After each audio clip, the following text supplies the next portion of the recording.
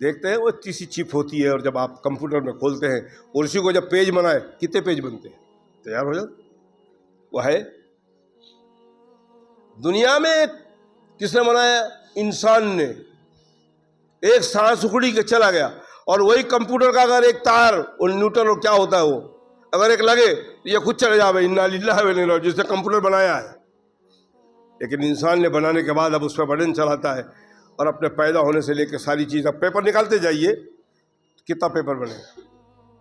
آج ہمیں تو آپ کو تو یہ کمپیوٹر دیکھ کے اللہ کی وحدانیت کو، اللہ کی قدرت کو بہت جلدی مان لینا چاہیے.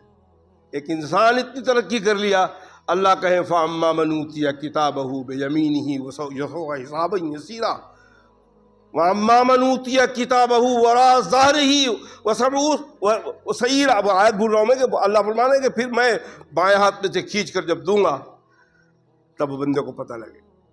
یہ کمپیوٹر، یہ موبائلز پوری دنیا میں بیٹھ کے اب دیکھ رہے ہیں.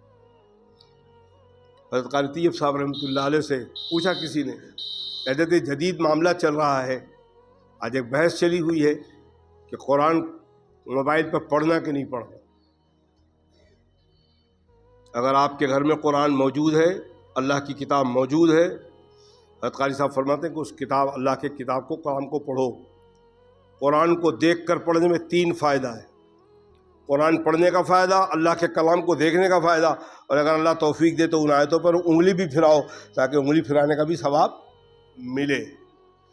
یہ اہل باطن کا نظام ہے. عام اہل ظاہر فرماتے ہیں الف لام میم. اللہ کے رسول فرمایا کہ ایک لفظ کا 30 نیکی ملے، ایک لفظ کی 10 نیکی ملے گی. الف لام میم 3 لفظ ہوئے، کتنی نیکی ہوئی؟ 30. اہل باطن فرماتے ہیں الف میں 3 لفظ ہے، الف یہ لام یہ فے، 30 لفظ، 3 لفظ، یہ 30 نیکی ہو گئی. لام میں پھر 3 لفظ ہے، لام الف زبر لا، میم ساکن، پھر 3 لفظ ہے. میم میں پھر 3 لفظ ہے، میم یہ میم، 90 نیکی ہو گئی. اللہ کی رحمت کو تو اللہ والے پھر اس انداز سے کہ میرے بندے ایک مرتبہ الف لام میم تو کہے، اہل ظاہر کہہ رہے 30 نیکی ملے گی، ہم کہتے ہیں 90 نیکی ملے گی انشاءاللہ. اور اللہ دینے بیٹھیں گے تو کہیں گے میرے بندو تم گنتی کر رہے ہو، میری رحمت میں کوئی کمی، میں تو وہ دوں گا کہ تم دیکھتے رہو گے. تو اسی رمضان کے اندر 70 نیکی سے شروع ہو کے 700 نیکی تک جائے گی. اور نفل، ایک نفل ادا کرو گے فرض کے برابر. اسی لیے ہم جو 20 رکعت تراویح پڑھتے ہیں ان سے کہتے ہیں کہ آپ بالکل مطمئن ہو کر 20 رکعت تراویح پڑھیں. اگر سامنے والوں کی تحقیق 8 رکعت صحیح بھی ہے، اللہ کے نزدیک ان کی اس تحقیق کو مان لیا بھی جائے گا. 8 رکعت ہماری تراویح ہوگی، 20 رکعت ہماری نفل ہوگی. رمضان میں نفل کا ثواب فرض کے برابر مل رہا ہے. ہم ہر حال میں کامیاب ہیں انشاءاللہ. اور اگر اللہ نہ کرے فاروق اعظم کی اجتہاد ہے، فاروق اعظم کی تحقیق ہے، ہمیں پورا یقین ہے کہ میدان محشر میں اللہ کے سامنے خلیفہ دوم، جس کے بارے میں نبی کہے میرے بعد اگر کوئی نبی آنے والا ہوتا تو عمر کی ذات ہوتی، اللہ یقیناً عمر فاروق کی تحقیق کو اپنے میدان محشر میں قبول فرمائیں گے.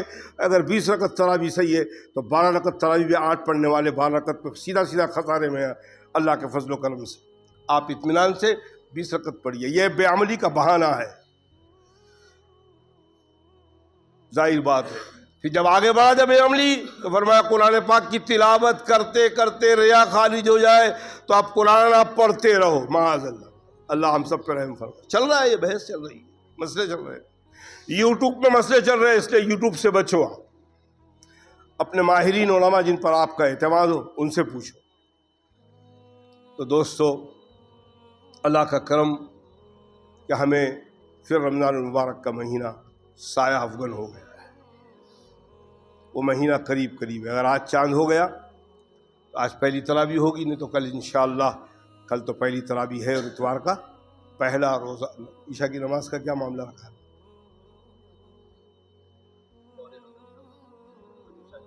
9:15 بجے عشاء کی جماعت ہوگی.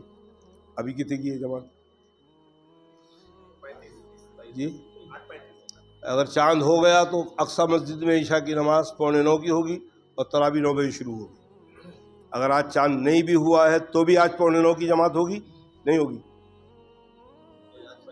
35 کی رہے گی۔ چاند ہونے کے بعد 8:45 کی جماعت رہے گی اور جماعت تراویح 9 بجے شروع ہوگی انشاءاللہ۔ اگر آج چاند ہو گیا تو پھر آج ہی 8:45 بجے کی جماعت ہوگی، یہ یاد رکھیے گا۔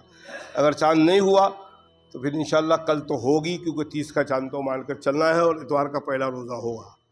اللہ نے ہمیں موقع دیا، اور خاص کر نوجوانوں سے درخواست ہے کہ اللہ نے آپ کو موقع دیا ہے۔ مرکز البشارت الاسلامی ضلع دہرادون اتراکھنڈ سے مولانا تشریف لائے۔ مدرسے میں کل 375 بچے تعلیم حاصل کرتے ہیں۔ سالانہ خرچ 48 لاکھ روپے ہے۔ اس مدرسے کا قاری صدیق باندھوی بانی رہے ہیں۔ یہ پہاڑی علاقہ ہے، بہت ہی پسماندہ اور غربت زدہ ہے۔ یہ مدرسے سے آئے ہیں، ابھی رمضان کا مہینہ آیا اور یہ مدرسوں کے سفیر آنا شروع ہوئے۔ ان کو دیکھ کے آپ کا ماتھا نہ چڑھے، آپ کے ماتھے پہ شکن نہ آئے۔ آپ مدد نہیں کرتے، اللہ آپ کے ہاتھ سے مدد کرواتے ہیں۔ ہونا تو یہ چاہیے تھا کہ ان مدرسے والوں کے پاس خود پہنچ کے دیں، لیکن یہ بیچارے خود آتے ہیں، ہم دیں۔ اب اس میں بھی بات ہے کہ بہت سارے مدرسے والے غلط ہیں، لیکن آپ نے اپنے جیب سے نکالا، آپ کے اخلاص کی بنیاد پر وہ مدرسے کے اندر دیا، مدرسے کا قاصد لے لیا، آپ کے نام عمل میں لکھ لیا گیا۔ اب وہ مدرسہ والا کس انداز سے خرچہ کر رہا ہے، اللہ کے در اس کو جواب دینا۔ یہ آپ دھیان رکھیں، اور یہ مدارس کے جتنے سفیر آ رہے ہیں ان کو دیکھ کر جتنا ہو سکے آپ ان کی مدد فرمائیں۔ شب برات میں قبرستان کے باہر بیٹھنے والے سارے فقیر ایمان والے نہیں ہوتے، آپ یاد رکھیے گا۔ کثرت سے اس میں غیر مسلم ہوتے ہیں اور ہمارے زکوٰۃ کے صدقے کے رقم لے کے چلے جاتے ہیں۔ سب سے پہلی بات تو زکوٰۃ و صدقے کا رقم اپنے رشتہ داروں معلوم کریں۔ آپ کے رشتہ داروں میں کون بیوہ ہے، کون یتیم ہے، کون محنت کرنے کے بعد محنت کر رہے ہیں، اور محنت کرنے کے بعد اور بیچارے نہیں۔ میرا ایک دوست تھا، جنگل منگل روڈ پہ رہتا تھا، ایک ہی لڑکا تھا اور 9 بہن تھی، ایکسیڈنٹ میں انتقال ہو گیا۔ آج اس کے والد حیات ہیں، 97 سال کی عمر ہے، آٹو رکشہ چلاتے ہیں، 4 بچے کی شادی ہو چکی ہے، 5 بچیاں باقی، سفید داڑھی، 97 سال کی عمر ہے، رکشہ چلاتے۔ حقیقت معنی میں آپ کے وہ صدقات ان پیسوں کے صحیح مستحق یا ایسے لوگ ہیں جو محنت کرنے کے بعد بھی اپنی ضروریات پوری نہیں کر پاتے۔ نہیں تو پھر یہ مانگنے والے وہ دیکھتے ہیں آپ لومان لے کے شروع رہتے ہیں۔ وکرولی میں ایک آیا 11 بجے دن میں بولا کتنا کمایا؟ بولے صبح 8 بجے شروع کیا تھا، ابھی تک 1400 روپے کما لیے۔ میں یہاں کوثر باغ میں گوشت لینے گیا تو گوشت والے کے پاس چھٹا نہیں تھا، اتنے بجے آیا، بولے تیرے پاس 1000 کا چھٹا ہے؟ جب وہ 1000 کی لال نوٹ تھی، بولے ہاں، اس نے گن کے دیا۔ ابھی بولے کتنی دیر میں کمایا؟ بولے 2 گھنٹے میں کما۔ اس نے بولا حضرت میں ہتھوڑا چلا کے چھری چلا کے 11 بج گیا، ابھی تک میرے گلے پہ 2,000 نہیں آیا، اسے پھرا کے جائے گا۔ یہ انداز ہے۔ تو آپ یہ باتوں کا خیال رکھیں۔ معلوم پڑا کہ آپ کے رشتے میں آپ کی خالہ پریشان ہے، آپ کے ماموں پریشان ہے، آپ کی نانی پریشان ہے، آپ کے نانا پریشان ہے، اس طرف التفات ہی نہیں ہے۔ کیوں؟ کیونکہ ہم نانی کیا بولے گی، نانا کیا کریں گے، کون سا احسان کیا ہے ہم پر، دوسرے کو دیں گے تو وہ احسان مانے گا ہمارا تو مزاج یہ ہے، لوگ کیا کہیں گے، اللہ کیا کہہ رہے ہیں اس کی فکر نہیں۔ پڑوسی کا خیال رکھیں، پڑوسی کا کیا معاملہ ہے۔ آپ تو الحمدللہ افطاری کر رہے ہیں، آپ کے افطاری کے اندر اتنے سامان موجود ہیں، پڑوسی کے طرف تو ذرا جھانکو کہ اس کے دسترخوان میں کھجور بھی ہے کہ نہیں ہے۔ آپ کے کوسمبرا میں ایسے لوگ ہیں اللہ کی قسم جن کے دسترخوان پہ کھجور کے علاوہ کچھ نہیں رہتا۔ آپ جھانکے تو صحیح، دیکھے تو صحیح، لیکن ہمیں تو توفیق ہی نہیں۔ اللہ ہم سب پہ رحم فرمائے۔ وقت ختم ہو چکا، یہ کہنا سننا اس لیے ہے کہ اللہ مجھے عمل کی توفیق دے، اللہ آپ کو عمل کی توفیق دے۔ اور آپ نے سن لیا کہ اگر چاند ہو گیا تو 9:15 کی جماعت ہے اور 9 بجے تراویح ہوگی۔ اور نوجوانوں سے خاص کر کوشش ہے کہ یہ 10 دن کی تراویح، 20 دن کی تراویح، 21 دن کی تراویح، جو لوگ سنتے ہیں کام دھندے والے لوگ ہیں جن کو کام کا پروگرام نہیں ملتا، وہ 10 دن کے اندر یہ تراویح سن لیں، 20 دن میں تراویح سن لیں، لیکن تراویح چھوڑنا، پڑھنا نہ چھوڑیں، بلا ناغہ 30 دن تک نماز پڑھیں، تراویح پڑھیں۔ وہاں 10 دن سننے کے بعد ایک قرآن پورا ہو گیا تو آپ یہ جو سوا پارہ پڑھنے والے ہیں ان کے پاس آ کے پڑھو، قرآن پڑھنے کا ثواب، سننے کا آپ کو ثواب ملتا رہے گا۔ 10 دن کی تراویح بھی چھوڑ دیے، پڑھ لیے ہم نے، یہ بہانہ نہ ڈھونڈیں۔ اور کوشش تو یہی کی جائے کہ 27 شب تک قرآن پاک ختم کیا جائے تاکہ لوگ دھیان آئے، اور یہ آسانی ہے کہ سوا پارہ، 1 پارہ پڑھا جائے اور اس پہ لوگ سنیں۔ اس میں معذوروں کے لیے بھی ہے، صحت مندوں کے لیے بھی ہے۔ الحمدللہ ہماری اس مسجد میں تو ایک دور سے، ایک زمانے سے چل رہا ہے، 27 شب کو قرآن پاک ختم ہوتا ہے، اور اللہ کے فضل و کرم سے ہماری اس مسجد کو حافظ بھی اللہ نے ایسا دے دیا ہے کہ بہت ہی بہترین انداز میں قرآن پڑھتا ہے۔ اس وقت بھنڈی کے اندر وہ امام ہے، وہاں سے وہ آتا ہے، وہاں مسجد میں دوسرے حافظ سناتے ہیں، وہ یہاں آتا ہے اور یہاں سناتا ہے۔ اللہ اس کو صحت دے، اس کے حفظ کے اندر اللہ برکت عطا فرمائے، اس کے پڑھنے میں برکت عطا فرمائے، اللہ ہمارے سننے میں برکت عطا فرمائے، اور ساتھ میں اللہ ہمیں عمل کی توفیق نصیب فرمائے۔ دعا فرمائیے کہ اللہ کہنے والے نے کوئی غلط بات کہی ہو، کہنے والوں کو اللہ ہدایت نصیب فرما، سننے والوں کو اللہ اس سے بچنے کی توفیق نصیب فرما۔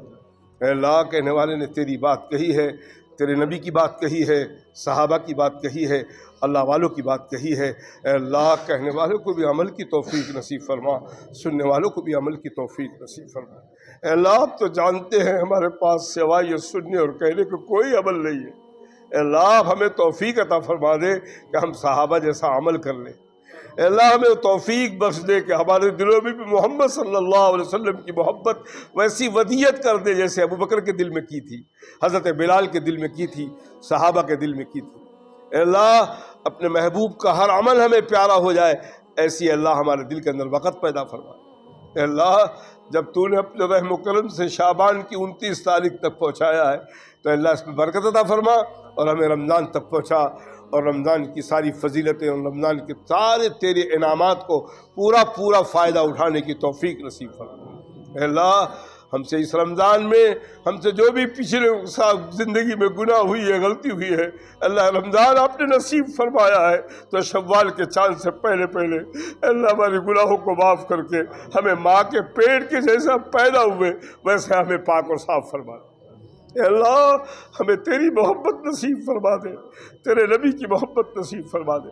یہ مادیت کا دور ہے، دجالی فتنوں کا دور ہے، مادیت کی محبت ہوگی، مال و دولت کی محبت ہوگی، اللہ کی محبت کم ہو جائے گی، محمد رسول کی محبت کم ہو جائے گی۔ اے اللہ ہم اس دور میں ہیں، اے اللہ تو ہمارے سینوں کی، ہمارے قلبوں کی حفاظت فرما، ہمارے قلبوں میں اللہ کی محبت کو ودیت فرما، محمد رسول کی محبت کو ودیت فرما، قرآن پاک کی محبت ودیت فرما، اے اللہ ان کے طریقوں کی محبت ودیت فرما، اور اللہ ہم سے اعمال کروا لے جیسے صحابہ سے کروایا تھا۔ اے اللہ جب تک دنیا میں زندہ رکھ، راحت والی زندگی، عافیت والی زندگی، ایمان والی زندگی، عمل صالح والی زندگی نصیب فرما۔ اور اللہ جب وہ کٹھن موت کا وقت ہے، راحت والی موت، عافیت والی موت، ایمان والی موت، شہادت والی موت نصیب فرما۔ اے اللہ ہوگا تو وہی جو آپ چاہیں گے۔ اے اللہ ہم گنہگار بندوں پہ اللہ رحم فرما دے۔ اے اللہ کہاں آپ ستار و غفار ہیں، ہمارے پاس گناہوں کا انبار ہے، آپ رحیم اور کریم ہے، ہمارے پاس گناہوں کا انبار ہے۔ اللہ آپ رحم نہیں فرمائیں گے تو اللہ ہم کہیں کے نہیں رہیں گے۔ اللہ تیرے آدم نے کہا ربنا ظلمنا انفسنا وان لم تغفر لنا وترحمنا لنکونن من الخاسرین۔ آدم سے تو ہماری جیسی غلطی ہوئی بھی نہیں تھی، لیکن وہ کہہ رہے ہیں اللہ ہمارے پاس تو اتنے گناہ ہیں، اللہ ہم کہہ رہے ہیں کہ اللہ تو ہم پہ رحم فرما دے، ایک نگاہ کرم ڈال دے۔ اللہ تیری خدائی میں کوئی فرق نہیں آئے گا، نبی پاک کی امت کا بیڑا پار ہو جائے گا۔ اے اللہ ہمیں انفرادی توبہ کی توفیق نصیب فرما، اے اللہ ہمیں اجتماعی توبہ کی توفیق نصیب فرما، اور ہماری توبہ کو اپنی بارگاہ میں قبول فرما۔ یہ مبارک مہینے، یہ مبارک راتیں اللہ ہمیں نصیب فرمایا ہے تو ان راتوں کے اندر سے ہمارے ان گناہوں کو اللہ ایسے مٹا دے جیسے ہم نے کیا ہی نہیں۔ اے اللہ ہم پہ رحم فرما دے، کرم فرما دے۔ اے اللہ اس دنیا سے جو جا چکے ہیں، اے اللہ انہی مبارک مہینوں اور راتوں کی برکت سے اللہ ان کی مغفرت فرما دے۔ اے اللہ جو دنیا سے جا چکے ہیں، قوم جنات سے ہیں، قوم انسان سے ہیں، اے اللہ ان سب کی مغفرت فرما، اور اے اللہ جو زندہ ہے قوم جنات سے، قوم انسان سے، ان سب کو ہدایت کے فیصلے فرما، عمل صالح کی توفیق نصیب فرما، ہماری دعاؤں کو اپنی بارگاہ میں قبول فرما۔ اے اللہ ہمارے والدین کی مغفرت فرما، ہمارے اولادوں کی مغفرت فرما، ہمارے رشتہ داروں کی مغفرت فرما، ہمارے شیخین کی مغفرت فرما، نبی پاک صلی اللہ علیہ وسلم کی ساری امت کی مغفرت فرما۔ اے اللہ تیری مغفرت کرنے میں، تیری رحمت میں کوئی کمی نہیں آئے گی، لیکن اگر ہمیں ایک کو بھی گناہوں میں پکڑ لیا ہم کہیں کے بھی نہیں رہیں گے۔ اے اللہ آپ رحیم اور کریم ہے، ہم پہ رحم فرما دیجئے، کرم فرما دیجئے، ہمارے گناہوں کو معاف فرما دیجئے۔ اے اللہ ہم تیرے کیسے جتنے بھی ہیں، کتنے بھی گنہگار ہیں تیرے بندے اور تیرے نبی محمد رسول کی امت میں ہیں۔ اے اللہ ہمارا یہ خیال کر کے اے اللہ ہم پہ رحم فرما دے، کرم فرما دے۔ اے اللہ ہماری چھوٹی چھوٹی دعاؤں کو دنیا کے لیے امن، آخرت کے لیے نجات کا اسباب بنا۔ وصلی اللہ تعالی علی خیر خلقہ محمد وآلہ واصحابہ اجمعین برحمتک یا ارحم الراحمین۔